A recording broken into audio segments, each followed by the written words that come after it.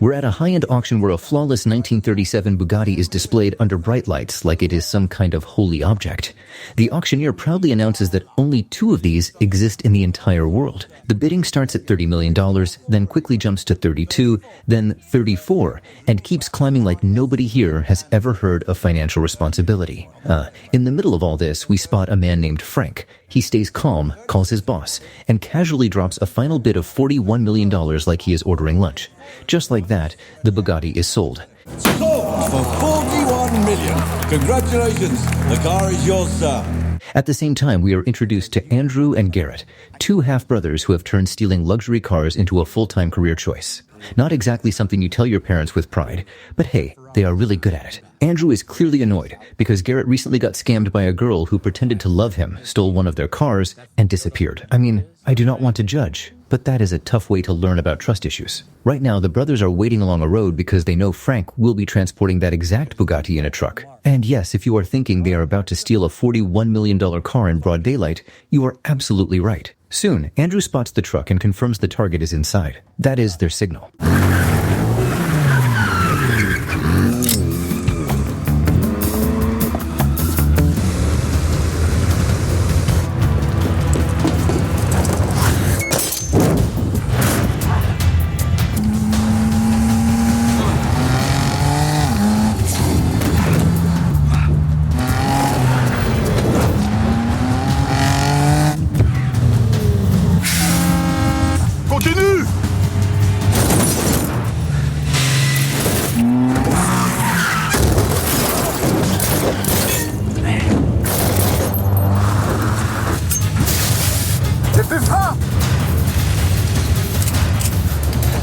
Hey, brother.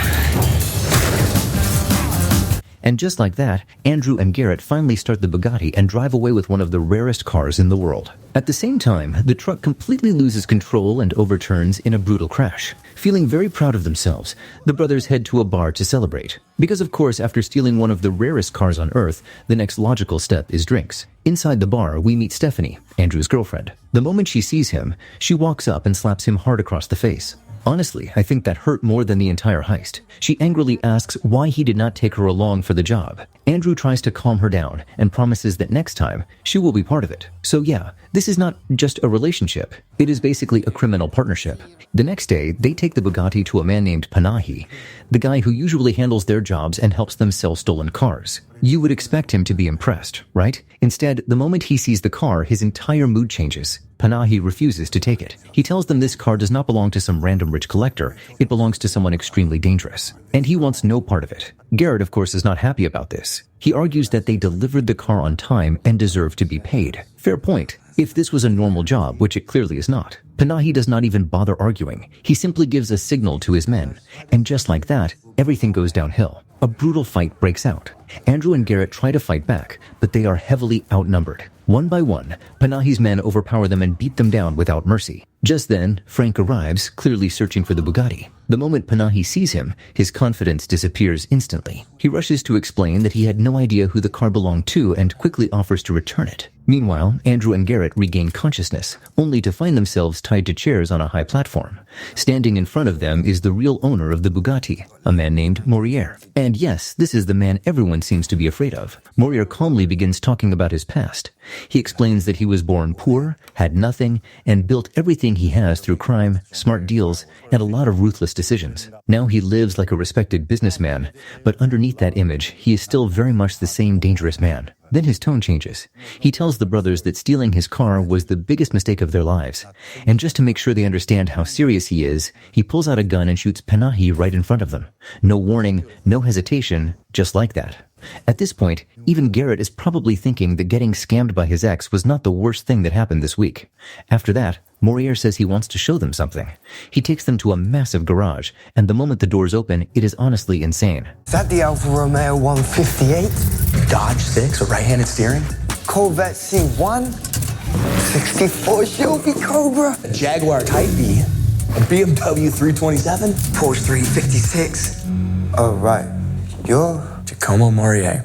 Oh, dear. If you love cars, this place is basically heaven, just with a very high chance of dying. Morier then explains that collecting rare cars is his greatest passion. He says he values them more than his own life, which sounds less like a hobby and more like a warning. Then he reloads his gun and prepares to kill them. But right at that moment, Garrett quickly steps in and proposes a new plan. He tells Morier that instead of killing them, he should give them a chance to steal an even more valuable car for him. Andrew immediately supports the idea and starts explaining. He tells Morier about a man named Max, someone who was born into wealth, but also happens to be extremely intelligent. According to Andrew, Max went to university at just 15 years old and even completed an MBA while being much younger than everyone else. As he grew older, Max took over his family business and started running it in his own way. By the time he turned 30, his father handed him full control of the entire empire. And as a gift, his father gave him something very special, a 1962 Ferrari. And today it is worth more than $38 million. And now Andrew tells Morier their plan. They are going to steal that Ferrari. Morier listens carefully, and the moment he hears Max's name, his expression changes. It is clear there is history here, and not the friendly kind. Max and Morier are sworn enemies, constantly trying to outplay each other and causing massive losses on both sides. Still, he is not convinced. He says stealing that Ferrari is impossible, but Garrett does not back down. He tells Morier to just give them one chance, promising that they will deliver the Ferrari no matter what. He agrees to the plan, but of course there is a catch. There is always a catch. He gives them exactly 1 week to steal the Ferrari. And if they fail, he will kill both of them. Just to make sure the message really sinks in, his men throw Andrew and Garrett straight into the water and leave them there. As they struggle out, Garrett starts worrying about how they are supposed to pull off something this big in just 7 days. Andrew, however, stays focused. He tells Garrett that they have no choice now. Either they steal the car within a week or they die. Then he adds something unexpected. He says this will be his last heist. After this job, he wants to quit everything. He plans to marry Stephanie and live a normal, peaceful life. Garrett is not convinced, but Andrew seems serious. For him, this is not just about the job anymore. It is about getting out while he still can. When they return home, Stephanie is already upset because she has been waiting for Andrew the entire day. Garrett explains everything that happened with Morier, including the very small detail that they might get killed if they fail. Instead of panicking, Stephanie decides to join the plan. She even suggests bringing in someone she knows, a friend who lives in the same city. She explains that this friend is an expert pickpocket, someone who can steal anything without being noticed. According to her, even the police struggle to catch her. Soon, we meet this friend. Her name is Devon. She is confident, sharp, and clearly knows what she is doing. Garrett immediately seems interested in her, which I feel like he should be careful, given his recent history. Devon agrees to join the team. Since the plan is getting bigger and riskier, they realize they need more than just a pickpocket. So they bring in a man named Leon, an explosives expert who can blow up pretty much anything within seconds. Leon agrees to join without much hesitation, but they are still not done. For a job like this, they also need top-level drivers. So they recruit 4 professional race drivers and test their skills. After watching them in action, Andrew is impressed, which is not easy to earn. All 4 are added to the team. Soon, everyone gathers together to plan the job. Garrett takes the lead and starts assigning roles, making sure each person knows exactly what they need to do. Every step is carefully discussed because one mistake here could cost them everything. Later, when Andrew and Garrett return to their apartment, they find a stranger already inside waiting for them. You gonna swing that thing? I understand you want to get in with Max Klemp. I can help with that. My name is Laurent. I'm Giacomo Morier's first cousin. He asked me to join up with you. So you mean spy on us and report back to him? Who is your contact inside Max Klemp's organization? It's me. He says he knows a man named Kuhn, someone close to Max's family who handles his illegal operations. If Kuhn helps them, they can gain access to Max's house and figure out where the Ferrari is kept. The team decides to follow this lead and goes to meet Kuhn, but things do not go smoothly. Kuhn refuses to cooperate because he does not trust Laurent at all. At this point, Stephanie steps in and tries to convince Kuhn.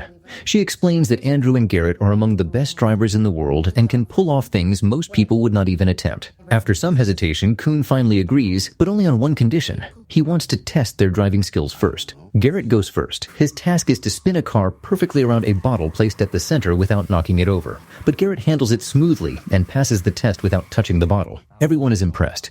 But then comes the second test, and this one is on a completely different level. They are told to stop a moving plane that is about to take off, using a car. Andrew tries to question the idea, but Kuhn makes it clear. If they cannot do this, they can forget about ever reaching Max. So now, they do not really have a choice. Garrett?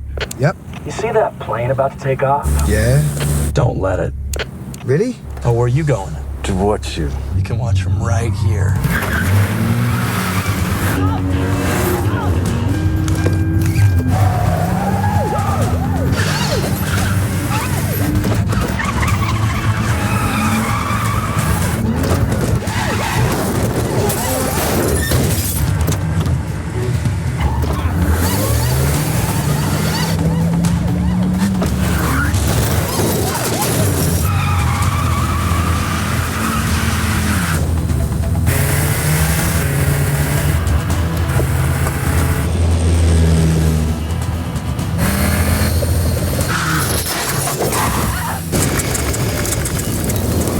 And just like that, they pass the test. Then he casually drops another detail. The plane they just destroyed, along with the entire airport, all of it belongs to Max. Kuhn advises them that if they want to stay alive, they should meet Max directly and explain everything. So, without wasting time, they head straight to Max's mansion. When they arrive, Max is already furious. He demands to know if they have any idea who they are dealing with and how they managed to destroy something that belongs to him. Garrett stays calm and tells him that if he works with them, he can earn far more than what he just lost. Andrew steps in as well, speaking with confidence and trying to convince Max that they are worth trusting. And somehow, it works. Max studies Andrew for a moment, clearly weighing his options. Despite everything that just happened, he agrees to work with them. Right then, Laurent casually mentions his interest in rare cars and asks Max to show his collection. Max is surprised because this is not something people usually know about. He already knows Laurent is Maurier's cousin, which makes the situation even more suspicious. But Laurent quickly lies, claiming that he hates Maurier and does not even want him alive because of how he has been treated. After a short pause, Max decides to believe him and takes them to his private garage. As soon as the doors open, everyone is stunned. The place is filled with rare and extremely expensive cars, each one more impressive than the last. And right there among them is the 1962 Ferrari, the exact car Maurier wants. But Andrew is not focused on the cars like the others. Using the reflection from a mirror, he carefully observes Max entering the security code for the garage. After they leave, Andrew writes down the code and secretly passes it to Stephanie without drawing attention. Later, Andrew and Laurent get into an argument. Andrew clearly does not trust him and does not want him involved in the plan. He is concerned that Laurent might reveal everything to Maurier. When they return to their apartment, things take another turn. 2 Interpol officers are already waiting for them inside. The officers explain that they are investigating a series of luxury car thefts across Europe, and in every case, the same 2 names keep coming up, Andrew and Garrett. As they leave, one of the officers warns them that next time he will not come just to talk. He will come with solid evidence. Later, Andrew and Garrett sit down to talk things through. Andrew admits he is uneasy. This is the first time they are depending on such a large team, and the situation feels different. Garrett tells him to trust the team. He reminds him that they have handled dangerous situations before, and that they will get through this as well. Meanwhile, Stephanie is at a local market, going about her day. Suddenly, Frank appears and quietly tries to force her to come with him without making a scene. Instead of panicking, she cleverly steals an apple on purpose.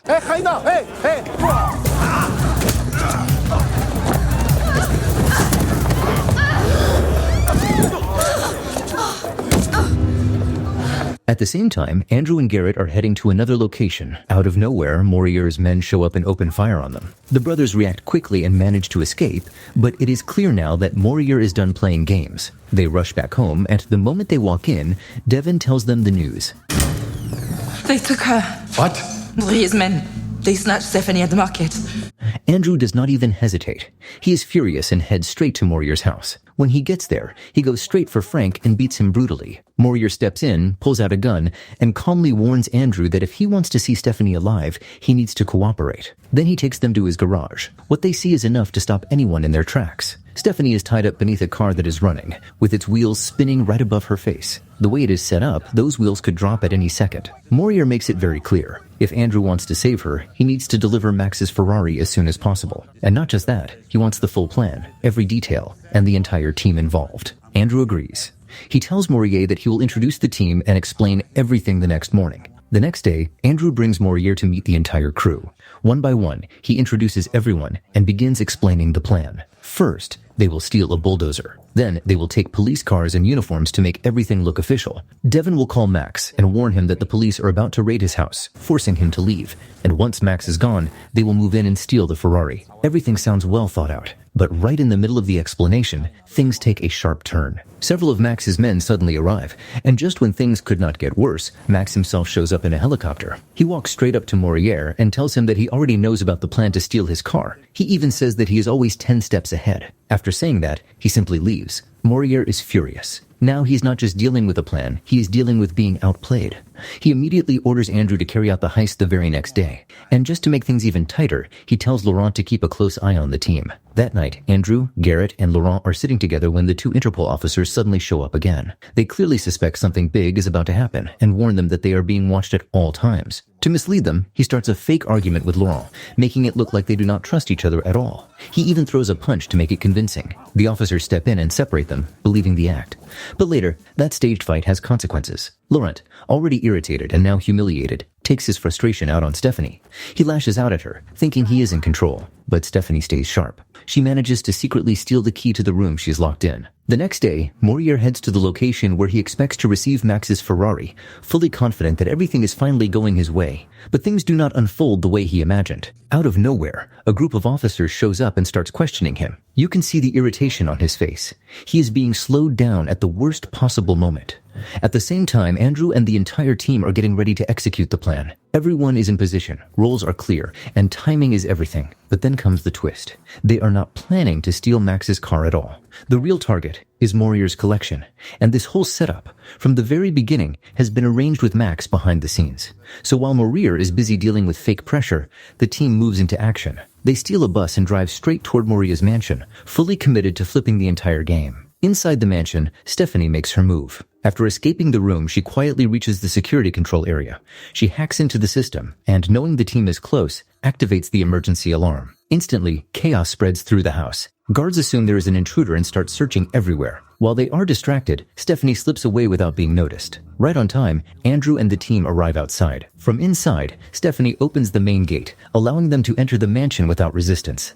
Leon immediately gets to work and plants explosives on the garage door. Before anyone can react, the team rushes in and starts driving away with Moria's cars one by one. Moria's men quickly try to chase them, but they run into another problem. Leon has already planted explosives in their vehicles as well. Back at the other location, since Moria cannot give proper answers, the officers decide to arrest him. But Moria quickly realizes something is off. These are not real Interpol officers. He orders Frank to open fire. One of the officers is shot in the shoulder. Moriar manages to escape. Now everything is falling apart for him. Soon after, he realizes the truth. Andrew has stolen his entire collection. That is when the real chase begins. Moriar wastes no time and speeds off in pursuit, completely focused on getting his cars back. Back on the road, Andrew suddenly slows down, looks at Stephanie, and in the middle of all this chaos, asks her if she will marry him. Yeah, right in the middle of a high-speed escape. She says yes immediately. Meanwhile, Morier is getting closer. To throw him off, Andrew changes routes and splits the team into different directions. But Morier's not alone. Laurent is right behind him, and both of them lock onto Andrew's car. What follows is a long and intense chase. Laurent gets close enough to take a shot, and for a moment, it looks like Andrew is out of options. But then everything changes in an instant. Laurent's car crashes straight into an oncoming truck. The impact triggers a massive explosion. Andrew does not waste time reacting. He immediately signals Leon to move to the next step of the plan. The cars race toward a bridge at full speed. The plan is to destroy it behind them and cut off Morier completely, but things do not go perfectly. Leon triggers the explosives a bit earlier than expected, while Andrew is still on the bridge. The structure begins collapsing, pieces breaking apart, the entire bridge giving way beneath him. Andrew pushes the car to its absolute limit and drives forward with full control. At the last possible moment, he makes it across. Seconds later, the bridge collapses completely behind him. Morier reaches the bridge and is forced to stop. He quickly takes another route and continues after them. Andrew, Garrett, and the rest of the team reach the city and head toward the port, thinking they are finally close to finishing this. But just as they arrive, Morier appears again, blocking the entrance. Andrew and Garrett step out of their cars. From a distance, Andrew tells him that it is over, that the game is finished.